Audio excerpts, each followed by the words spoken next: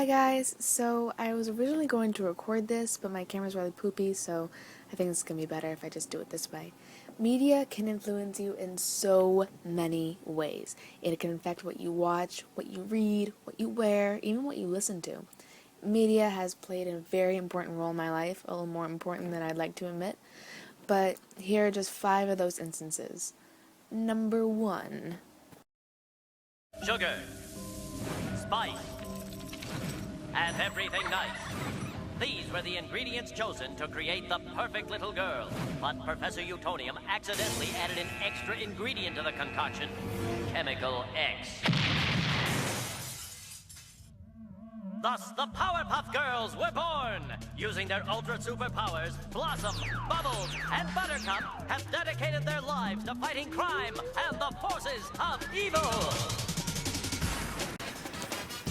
I was totally in love with the Powerpuff Girls. They had ice creams and hand soap, toothpaste, comforters, anything you name it. And I bought right into that marketing trap. I mean, you can't really expect more from a 4-year-old, but every single time I went to the market, you better believe I was begging my parents, almost screaming on the floor, begging for the latest Powerpuff Girls cereal. Number 2 would be a movie directed by Steven Spielberg called Artificial Intelligence. It's about a young android named David who is adopted by a family of 2, whose son is in the hospital and actually in a coma. He looks real, he feels real, he talks, but the mother is having a really hard time coping with this new child in their home, so she tries to get rid of him. In the process of that, he gets picked up by this thing called a flesh bear. And what a flesh bear is a bunch of angry humans who are really just upset with these robots and destroy them for a living, just kill them because they're so upset. He eventually escapes and spends his entire life looking for the Blue Fairy. I think this movie definitely showed me what I want to be when I grow up, and that was to be a scientist. Countless science projects were completely devoted to artificial intelligence, and I was around 6 or 7 years old when this movie came out.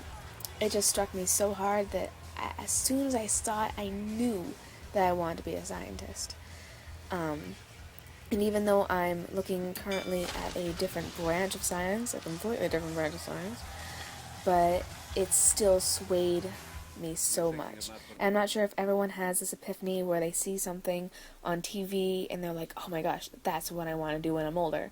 But it was the light bulb in my life where my parents actually thought I was a little bit crazy for a while. Everything turned out fine though, but I can see their concern because at the time I really didn't know if I was going to be a mad scientist or not. It's alive! Number 3 would be about a show called Invader Zim, and this is where I went full out nerd and there continued my love for sci-fi. The show is about an Arkan invader named Zim who is sent to a false planet by the Tallest, and that false planet ended up being Earth. And while he goes to Earth, he meets Dib, who is constantly trying to stop him in Zim's evil plans. Okay, Gur, our mission begins now. Let us rain some doom down upon the filthy heads of our doomed enemies. I gotta sing the doom song now. Doom, doom, doom, doom, doom, doom, doom, doom, doom, doom, doom, doom.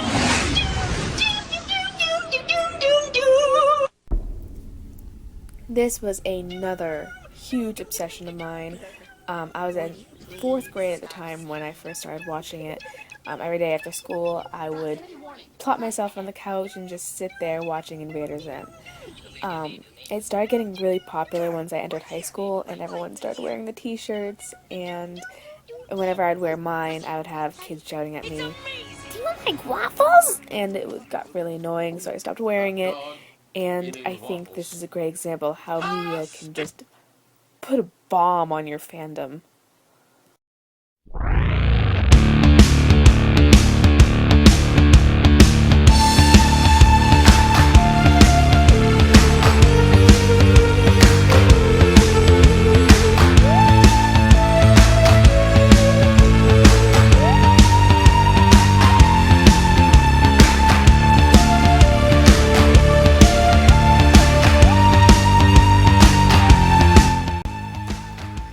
Muse was the very first band I was really obsessed with. I was around 12 at the time, and I thought their music was just freaking awesome.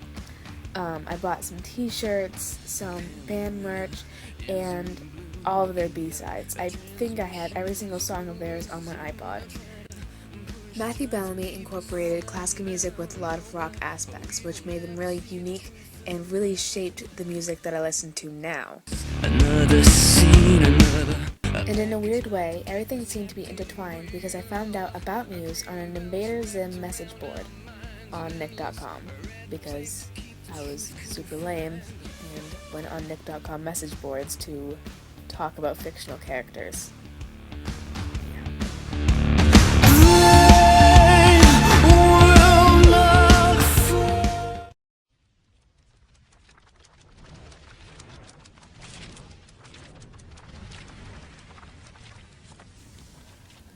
I think Marvel is my latest and greatest obsession, be it the Hulk, or Wolverine, or Iron Man. It's an honor to meet the Wolverine. My first Marvel was Spider-Man, but that was my dad's favorite, so I didn't really get into it then. I think when I first started getting into it, it was the Avengers. And after that movie, I think I went a little bit cuckoo and started watching the cartoons and reading the comic books, and then slowly moved on to insanity around the X-Men. So there's that.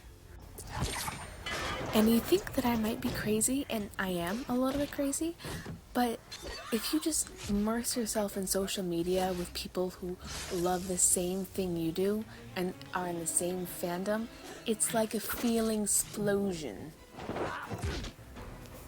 I honestly think social media can take you to a level of fangirling that you really didn't know was possible. So you can be like level 1 fangirl, it will take you to level 10 fangirl in a matter of 2 GIF sets.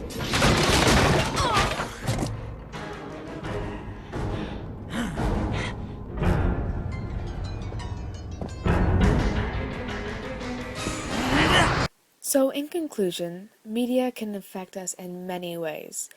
Either giving us inspiration for something, light bulb, or making us buy stuff we really don't need. That's all, folks.